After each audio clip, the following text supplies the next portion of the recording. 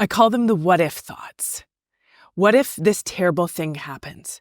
What if that person is thinking this about me? So think about this. If someone shows up at your house that you really don't want to be there, and you invite them in and you entertain them and you engage with them and maybe you feed them and you make it quite a lovely atmosphere for them, they're not going to want to leave. If the more attention you give to them, the more they are going to want to stay. And this is what we often do with our intrusive or invasive fear, anxiety, shame, or worry producing thoughts, the ones that kind of get in there and that we have a hard time getting past, getting through, letting go.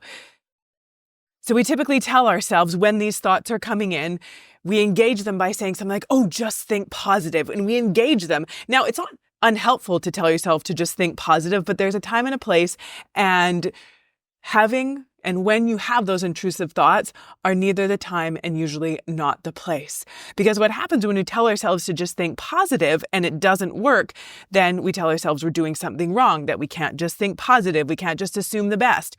Sometimes just telling yourself to think positive, it doesn't work because your brain knows that it's not true. The thoughts that you're trying to feed it that are just positive and wonderful and amazing and everything's going to be great are just not true.